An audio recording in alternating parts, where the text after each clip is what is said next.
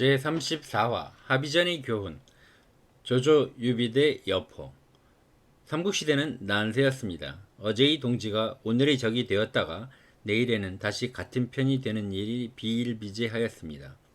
그런 혼돈의 시대에 커다란 매듭을 짓는 사건이 있었으니 198년 합의가 함락되면서 천하의 여포가 조조와 유비 연합군에게 죽임을 당하는 사건입니다.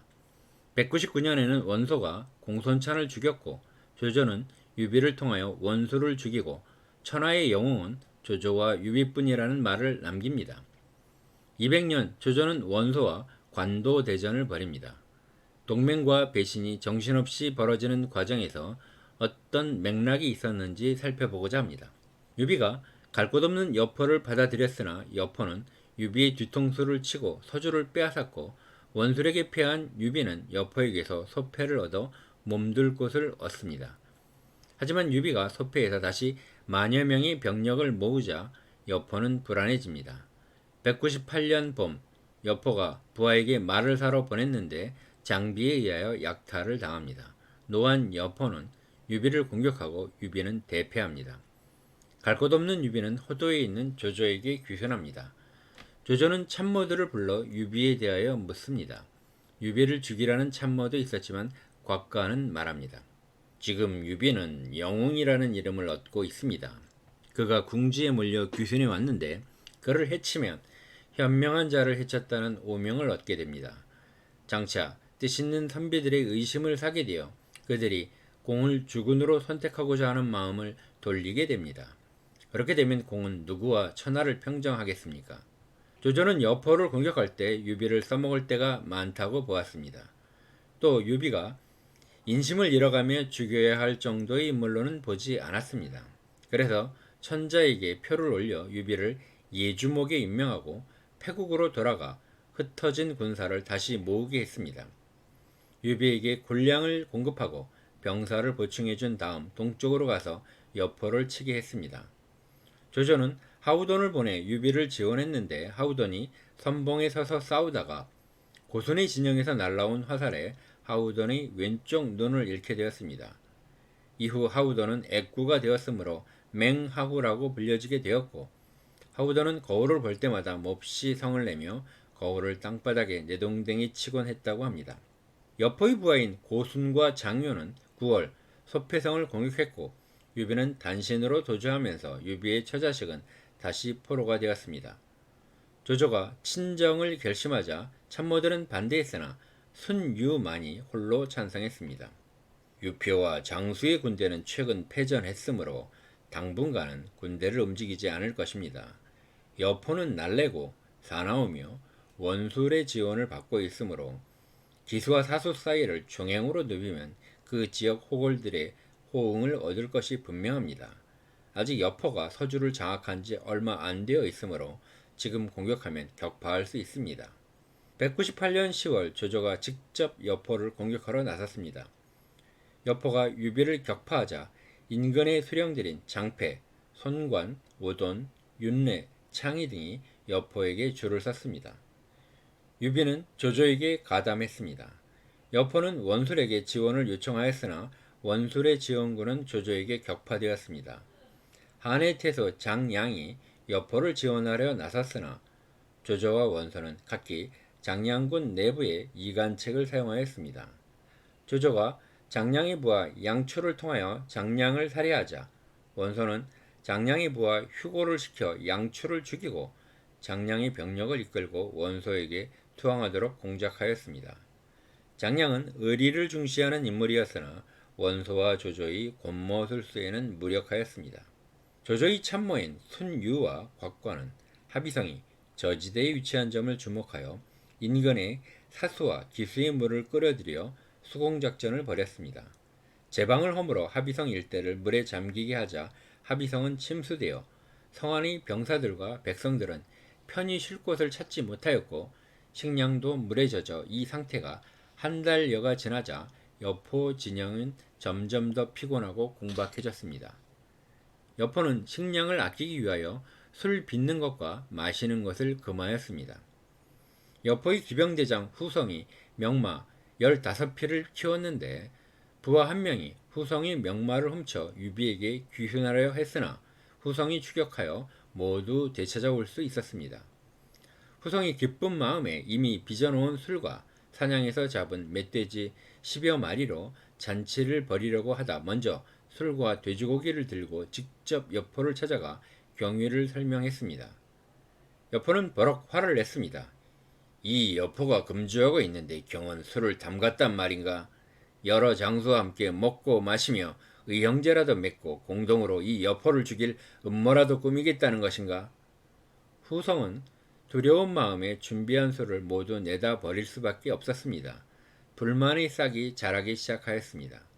조조가 성을 포위한 지 3개월이 지나자 여포 진영의 군심은 흔들려 갔습니다.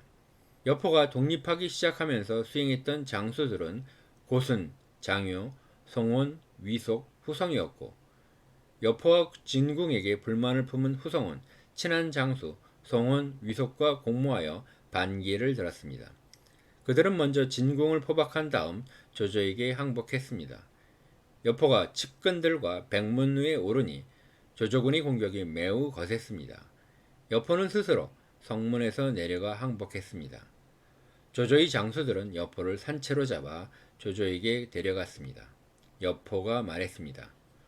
보송줄이 너무 빡빡하니 좀 늦추어 주시오. 조조가 대답했습니다. 호랑이를 먹는데 아니 빡빡할 수 있겠소?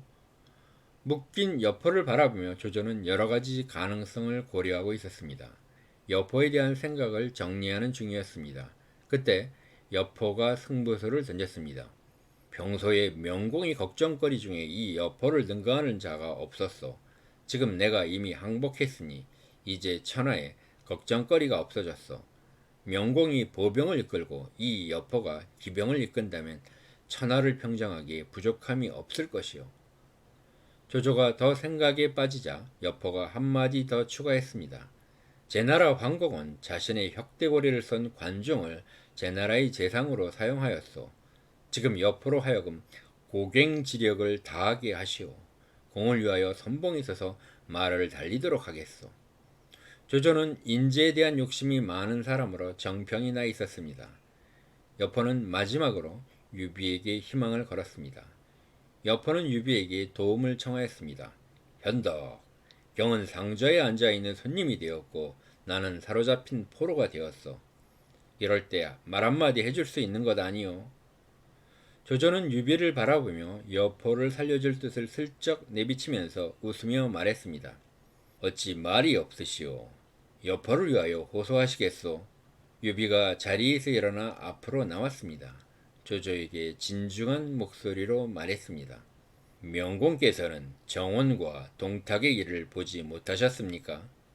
조조가 고개를 끄덕이자 여포가 유비를 향하여 외쳤습니다. 저 귀 큰 아이야말로 최고로 못 믿을 놈이로구나. 조조는 여포와 진궁, 고손을 참수하고 그 머리들을 호도로 보내 저작거리에 높이 걸었습니다. 그런 후에 장사지내 주었습니다. 조조와 원소, 장막은 젊은 시절 낙양거리를 함께 누비던 사이였습니다. 원소가 반동탁 연합군의 우두머리가 되어 교만해지자 장막은 원소에게 쓴소리를 하였고 원소는 조조에게 장막을 제거할 것을 명령하였습니다.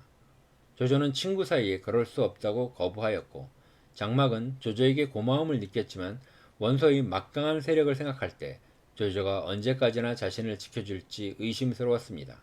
그때 조조의 서주 대학살을 지켜본 진궁이 장막에게 다가와 조조의 뒤통수를 칠 것을 제의하였습니다.